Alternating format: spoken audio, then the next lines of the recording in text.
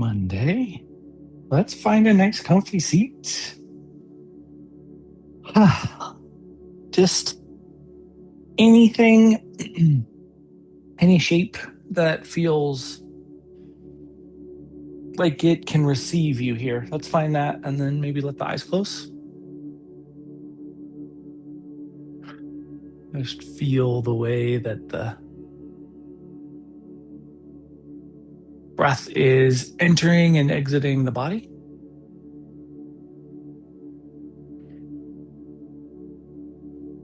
There's this new and relatively young and relatively spoiled king who's just taken on the crown.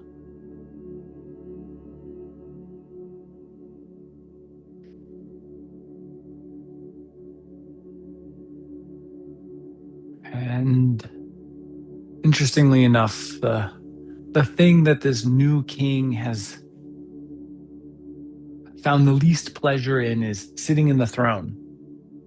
He finds throne room days incredibly boring, incredibly long, and remarkably uncomfortable. Let's give ourselves about 30 more seconds here just to feel into this evening's practice.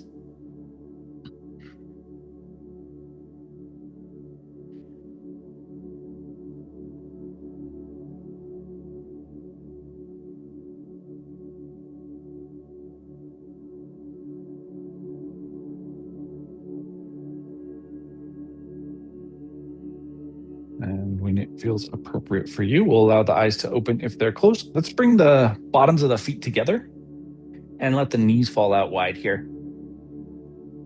So we end up in a little seated butterfly.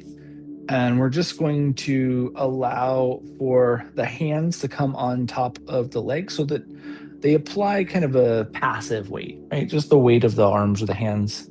And then inhale and lift the chin towards the ceiling or sky.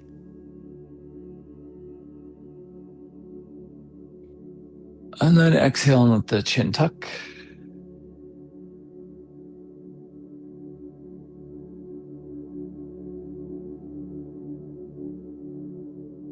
And then inhale towards the ceiling or sky.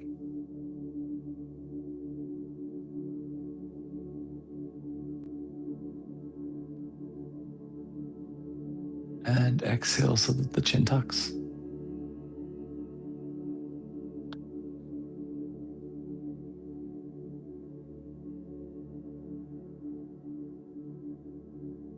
Let's bring our head back to neutral.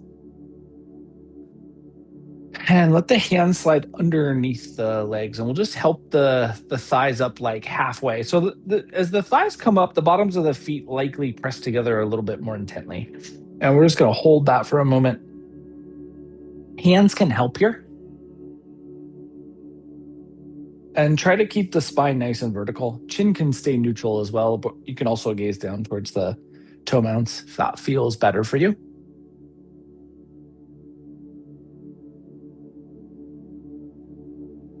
And then let's exhale and just release the legs back out wide. See if we can find just a little bit more space.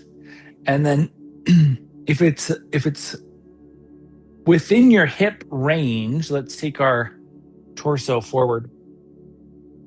Sometimes just the subtlest tilt here can really push us beyond our hip mobility. But if we can get forward here, let's just see if we can. You may also feel some additional requirement of the abductor musculature. We'll just give ourselves 15 more seconds here.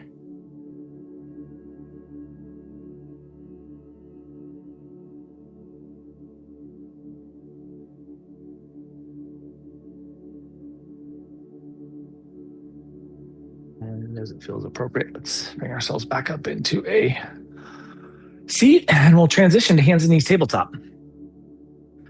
Little tabletop base position here, just finding your stability. Take the knees out maybe like a half-inch wider than you normally would so that we just have a little bit more width there. And let's give the tailbone a little sway.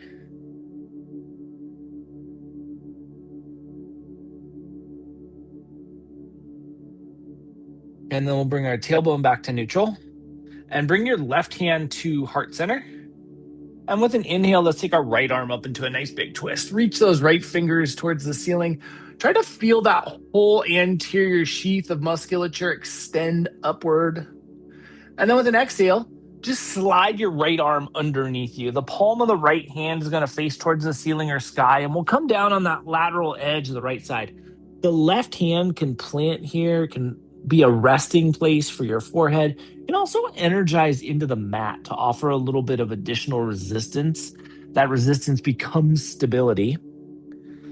And then just make sure that you're fully maintaining integration of that proximal humeral head in the shoulder socket. So we want to have some level of retraction there so that we're not going beyond our true range.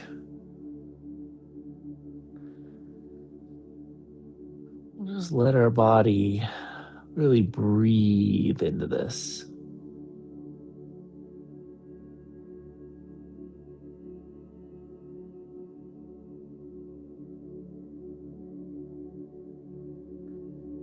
So being that this young man was a king, and being that he didn't enjoy the physical sensation of being seated in the throne, it wasn't just that the mundaneness of hearing people come in and pour out their needs to him was a boring opportunity or a boring requirement.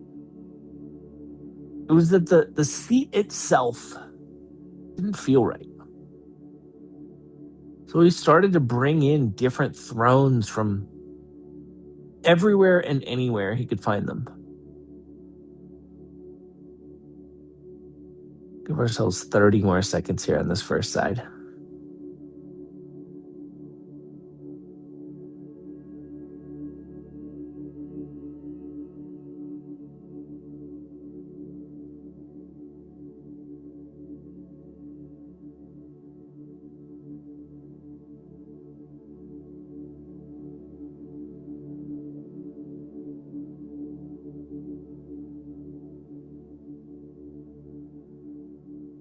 And when it feels appropriate for you, left hand presses into the mat. Let's use that to bring ourselves back up into a tabletop.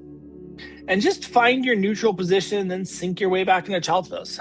Let the spinal column reset. Hands can reach back towards the ankles or feet if that feels appropriate for your shoulders, or you can also use the hands as a resting spot for the forehead. Or they can be extended out in front of you, whatever feels best for your arm structure here.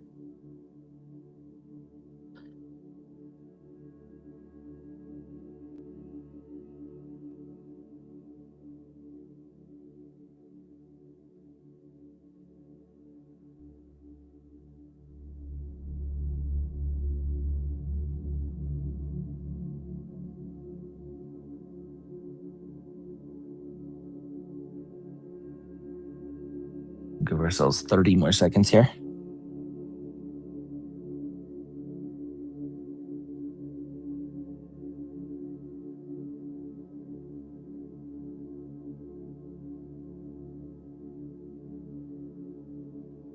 And so this king was ordering not just thrones, but cushions and seat backs and all kinds of things from everywhere, just to make the seat comfortable when it feels appropriate, as it feels appropriate. So our hands slide out in front of us if they're not already. We'll pull ourselves forward to hands and knees, tabletop. And we'll bring the right hand to heart center. Left hand reaches towards the ceiling or sky. We try to create this anterior sheath expansion. And then we'll slide the left arm underneath us. Left palm faces up. We come down on the lateral edge of the left shoulder. Right hand can provide a resting place for your head. It can also be more or less underneath the shoulder, underneath the right shoulder, pressing energetically into the mat to provide some stability. And then just remember, you want to keep that upper arm bone on the left side integrated into the shoulder socket so that we are not going past our range, our true range of motion. And then just find your way into a respiration cycle that nurtures you here.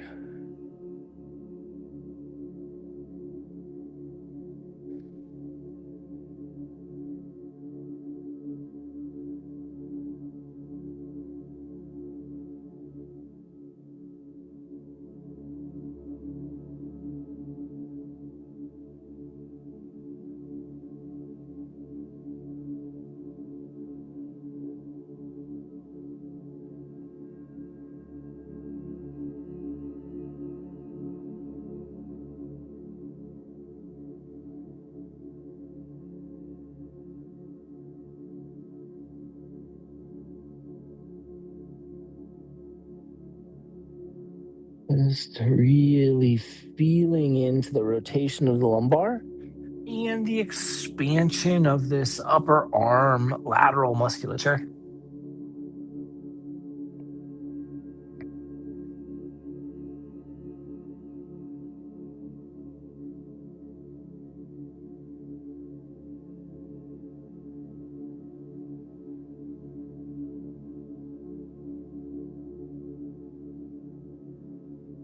Give ourselves about 30 more seconds here on this second side.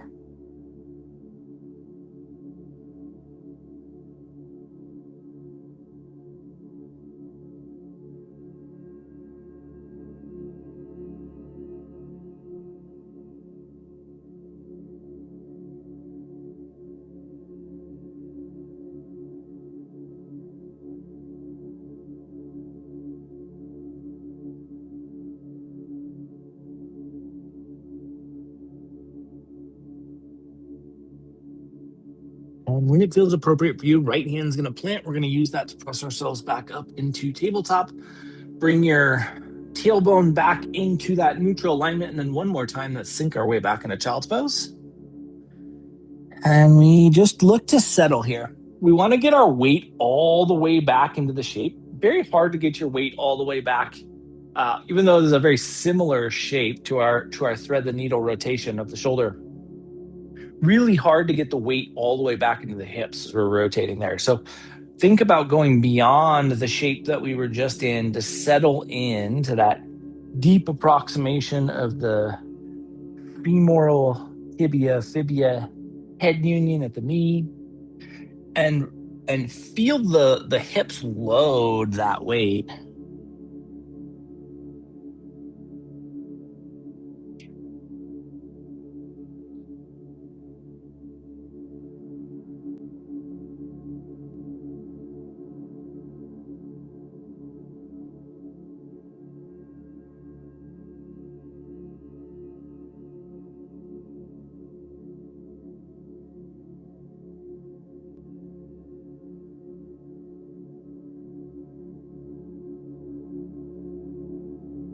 Last 15 seconds here.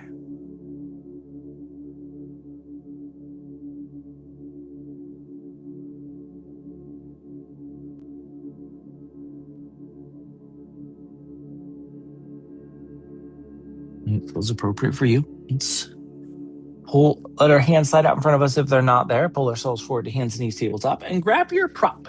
So whether you have a blanket or a block, let's just have that handy. Likely going to be most useful in a block-like approximation. And we're going to set that on the left side of our mat where we can easily reach it from our belly. And then we're going to head onto our belly.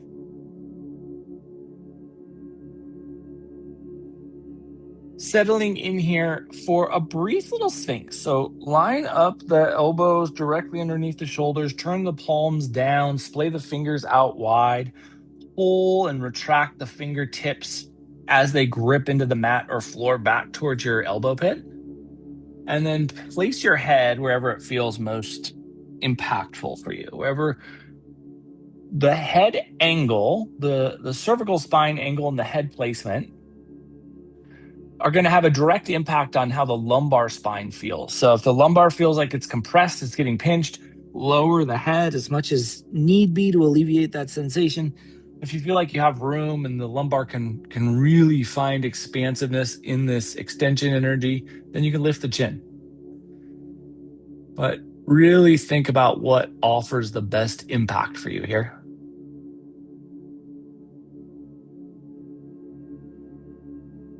We'll give ourselves 10 more seconds.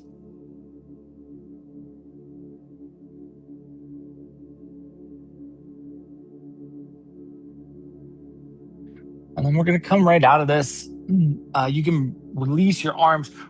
The left knee is going to slide into a half frog. So looking for roughly a 90-degree bend, right? Depending on what capacity our left hip has. And then you can make a determination whether having a prop underneath that knee would be more impactful. If the hip doesn't allow for a 90-degree bend, just bend the knee to whatever angle is most acceptable for you. And hands here can rest in crocodile if that feels appropriate. You can also have the head rotate to the left or right, depending on how the cervical spine is feeling this evening.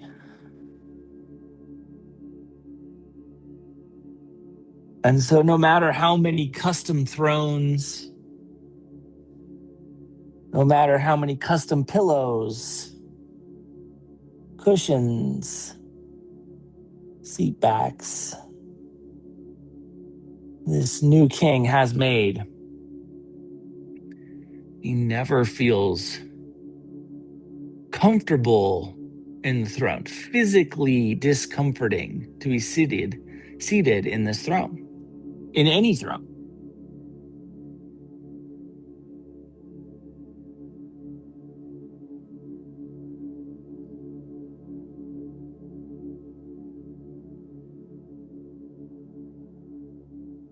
And he starts to hear these rumors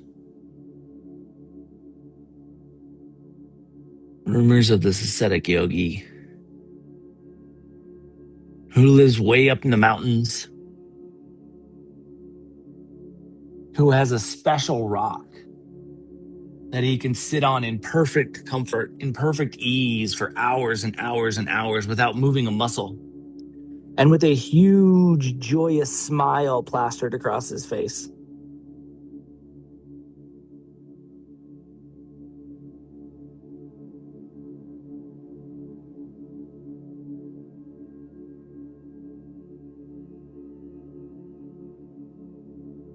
And the more it seems like, the more uncomfortable this king is in each iteration of a new throne, the more he hears these rumors. It's more like these rumors are just seeping into his life everywhere he goes.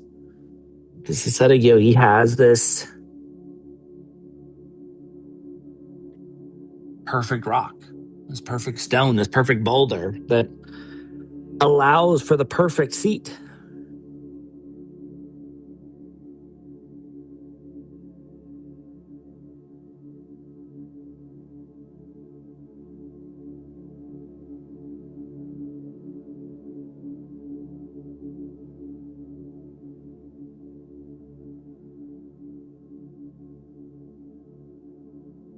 Think about how both sides of the ilium are sitting against the mat here.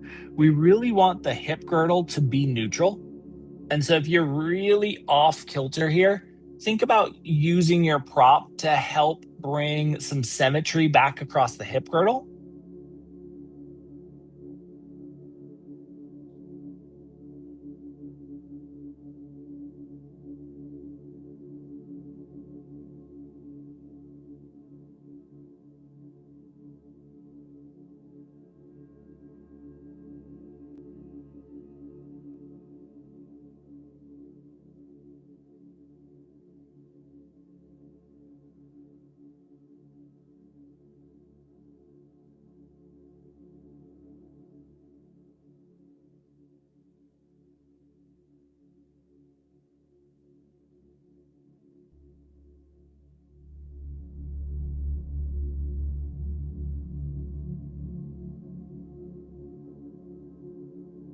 And think about how easy you can maintain your cycles of respiration.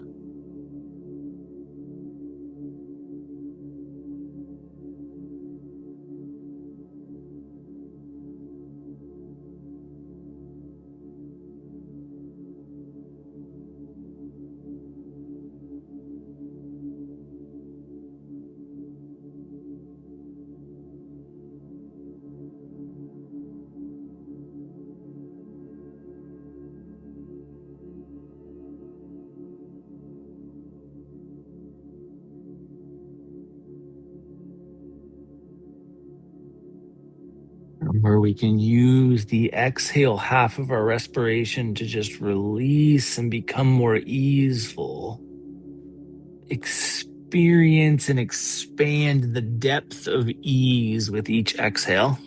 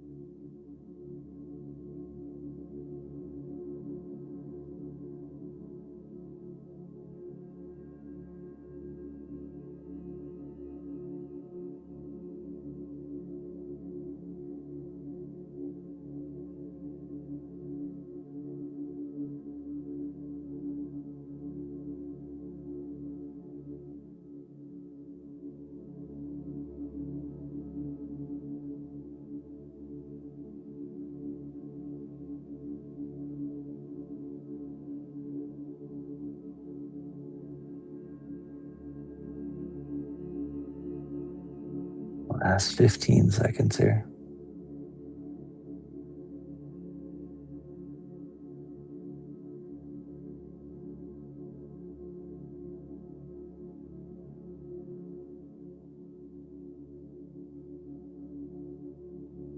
And when it feels appropriate, extend your left leg so that it mirrors the right. And just feel the length of your body for a moment.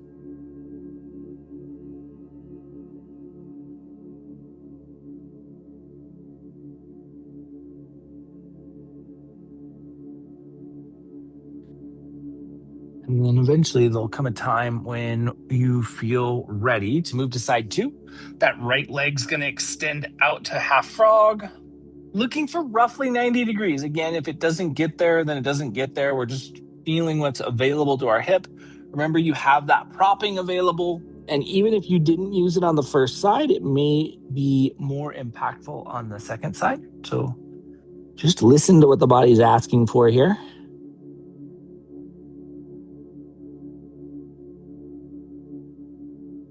And let's just slow things down and think about the way that we exhale and release into more and more depth.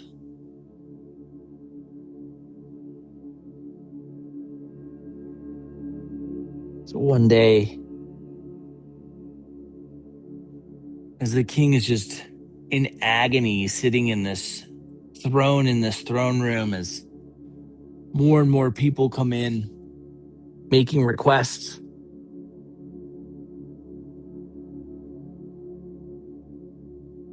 he gets through the day and he can barely stand up. And it is at that moment he decides it is time he heads to the mountains to figure out whether this yogi with this magic rock really exists or if it's just a rumor. Like, it's a huge group of guardsmen together. And they make a plan. Nobody knows exactly where this yogi sits, but there's enough rumors that they feel like they can find the area.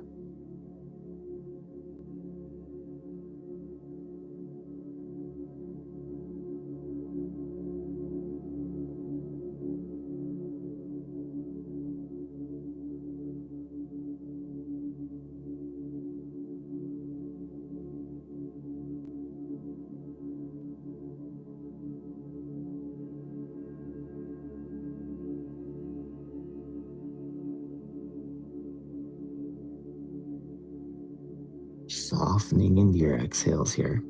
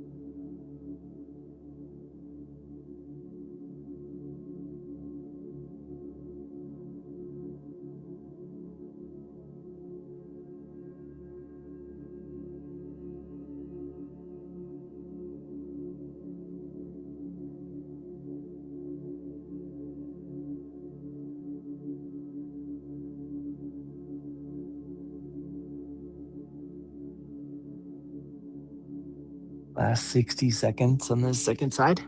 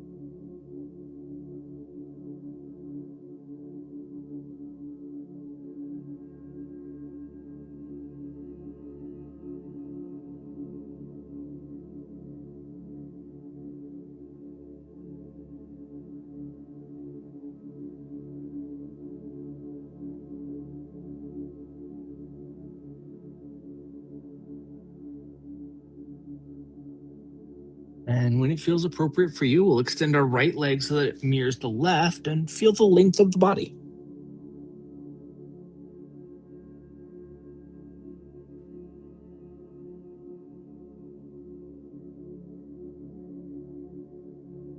And then let's slide our hands underneath our shoulders and we'll press ourselves up to hands and knees tabletop. And as you get into this base position, just move your spine in any and every way that feels impactful.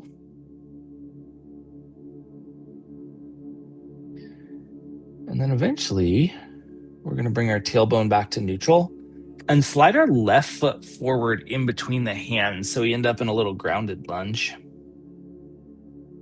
And from here, just move your tailbone laterally so that you kind of experience how the hip moves as your body moves. As you move to the left, note what's going on with the femur and with the femoral head. And as you move to the right, same thing. They're opposite directions, really, from the femur's perspective. And then eventually we are going to bring our tailbone back to neutral, then walk our right foot over towards our left hand. And same thing here. So you may find that having that prop really helps as we lay down that left leg. You may find that laying down the left leg isn't appropriate for you. And if you get here and this feels like it's just going to be too much, then flip over and just figure four this. And you can take the left ankle across the right thigh and just let your body receive that. If you're playing with pigeon here, then pay attention to what's going on the right side of your body as well. We want that right knee to be protected. You can keep the right toes engaged. You can also flip the right toes and keep the right quad engaged. However you choose to make sure that right knee is protected, just make sure you have that awareness. And then remember that you can lower yourself as low as is comfortable for you here. We work on the internal rotation and external rotation of our hip here. Moving from both directions or into both directions.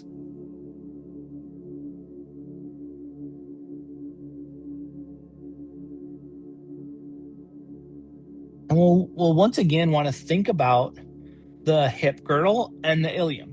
Can we keep that hip space balanced? Imagine someone's resting a cup of tea on your sacrum and you want to offer them the most neutral surface possible for that.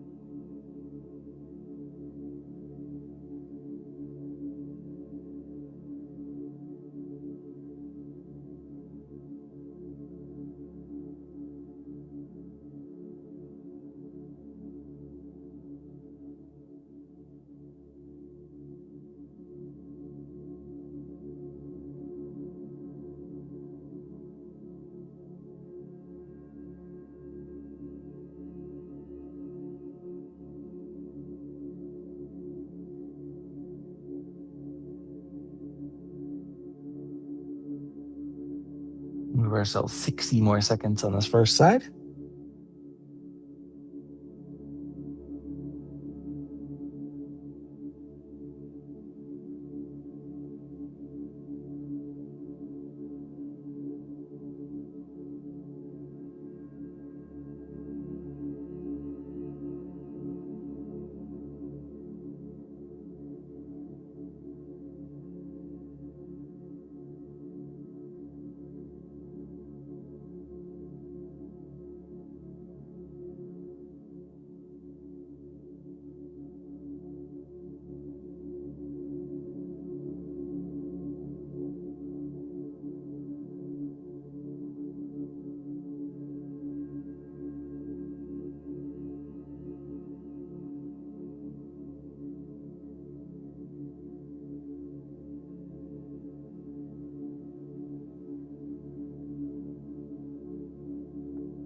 And when it feels appropriate for you, the hands connect into the mat.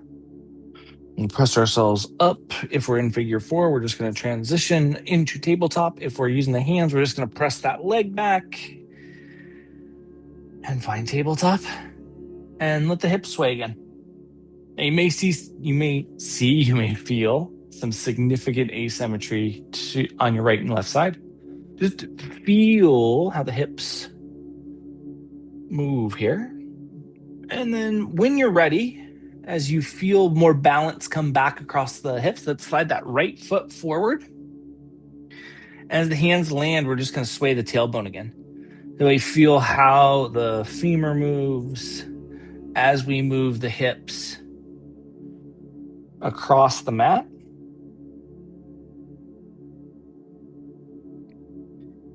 And then eventually, when it feels right, we're going to walk the right foot over towards the left hand. You can use that prop once again. We're going to lay down the right shin if it feels accessible to us. We can stay right here, the hands planted, and we can maintain that stability. We can lower ourselves to our forearms, or we can lower ourselves down to a prop or the ground. We'll just find our way into a little ease in pigeon side 2.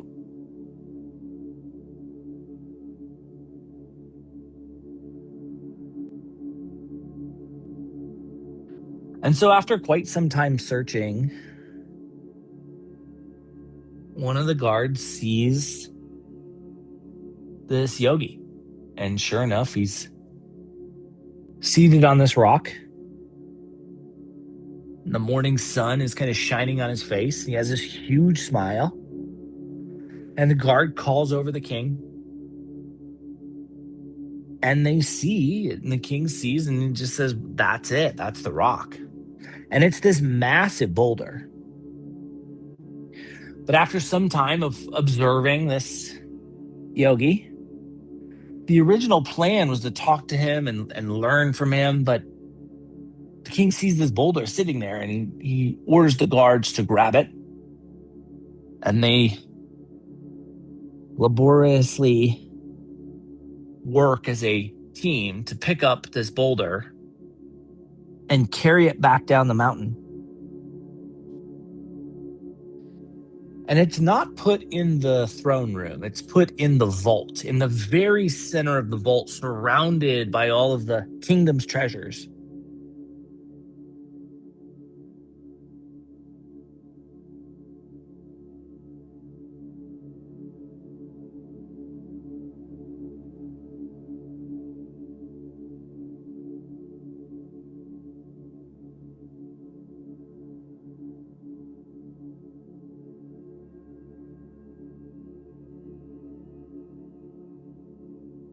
Remember that we want our respiration to be as easy and as fluid and as delicate and supportive as we can make it. So if we're in a shape that's not allowing for that, we just want to find subtle tweaks and adjustments so that we have the ability to be at ease.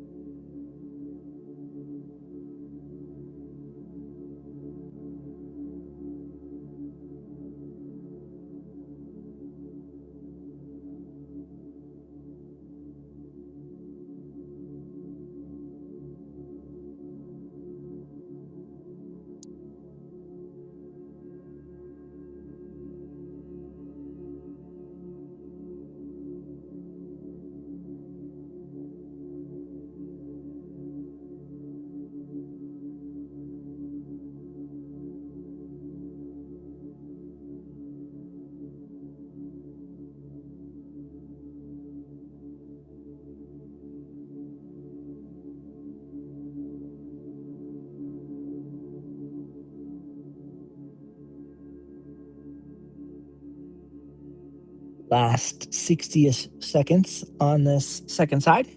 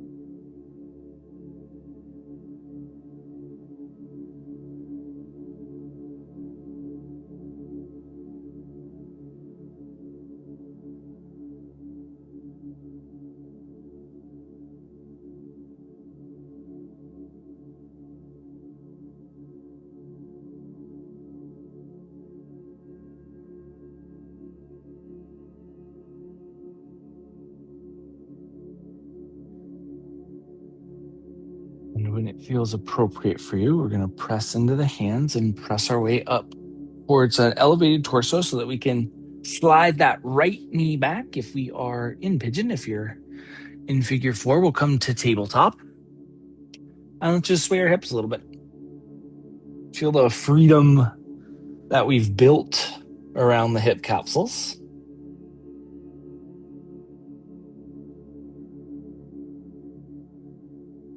And let's extend the legs out in front of us. We'll take our prop, our blanket prop, and we'll make that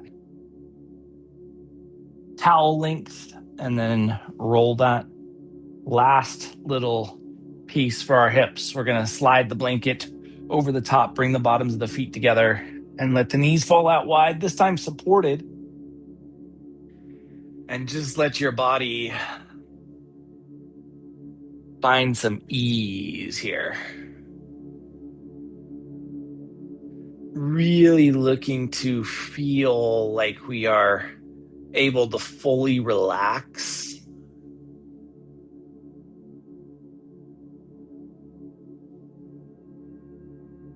Able to fully rest here.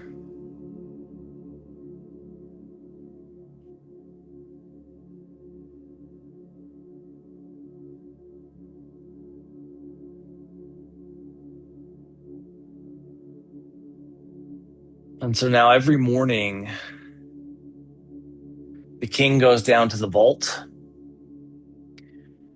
and he sits on this boulder. And as he sits on it, the first day, it's like the jagged edges of the stone are piercing his skin. And he tries to sit on this for about an hour, and then he realizes that this boulder is more or less four-sided. And so he must have the wrong side. So he has the guards come in and they tilt this boulder over into a new side. And he has to go and he sits in his throne and it's awful and he spends the whole day in there. And the next morning he comes down and he sits on this stone on this new side. And again, it's like the jagged edges of this boulder are like tearing through his clothes. And he's just in agony sitting on this thing. So he has the guards come in and spin it again to a new side.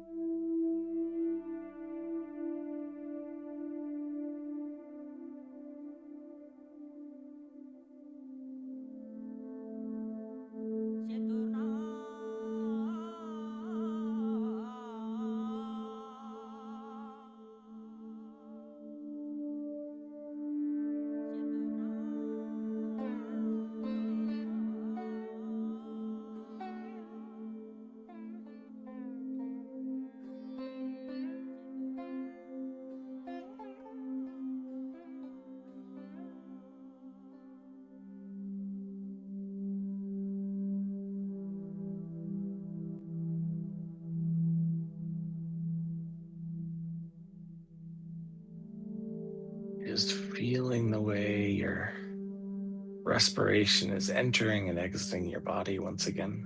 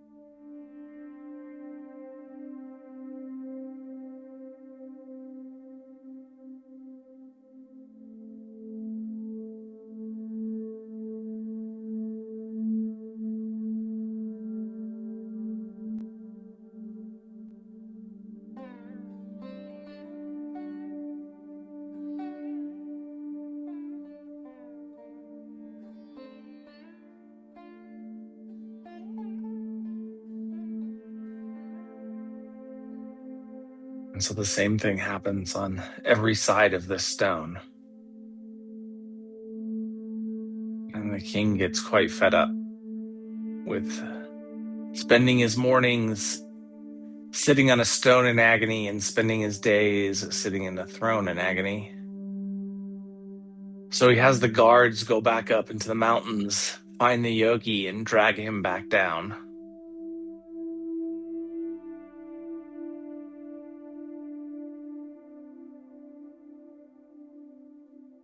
So that he can be interrogated.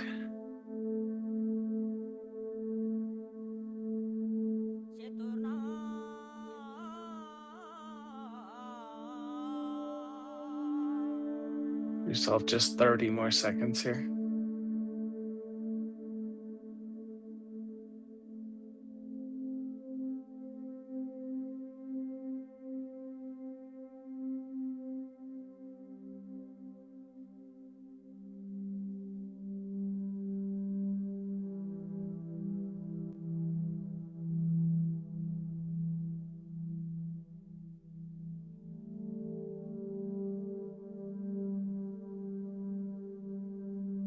When it feels appropriate for you, bring your knees back to neutral. So the knees come back to neutral. You can remove that blanket prop. You may want it for Shavasana. Ask yourself if there's any final tweaks or adjustments, any last movements that could benefit you prior to Shavasana. And if there is, let's offer those to our body now. If you have everything you need, if you have everything you want, if you're ready for some stillness, let's find our way into a shape where we can appreciate our version of Shavasana.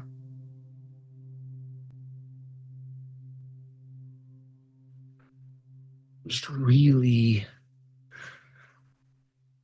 finding that full ease here. World upside down, flowers growing out your ground, slowly turn to glitter.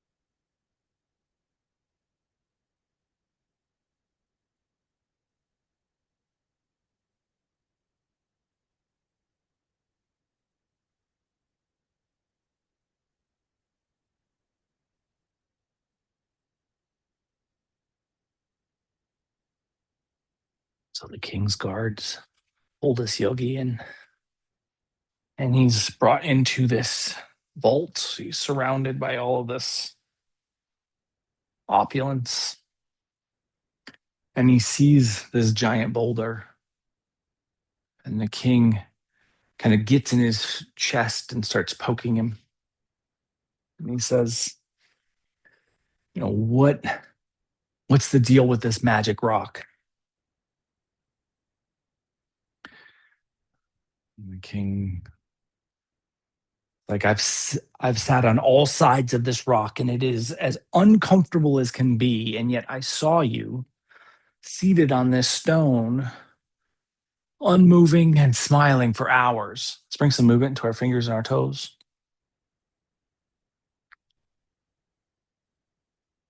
Into our wrists and our ankles.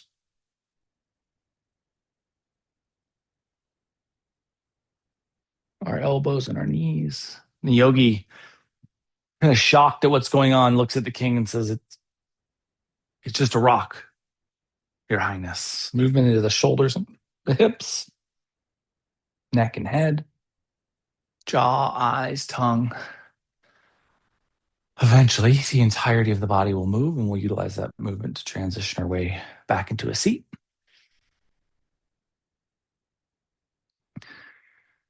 And in the seated space, spine gets tall, breath gets fluid, and eyes close. And the yogi continues, and he says that the joy you saw within me was never in the stone, it was in the sunrise. With our next inhale, we'll bring our hands together at heart center. Over the course of the next 7 days, can you remind yourself that the comfort of our lives is never in the things that are around us, but the light we choose to face, and see how that impacts your experience. Thank you so much for being a part of this evening's practice and for being you. Namaste.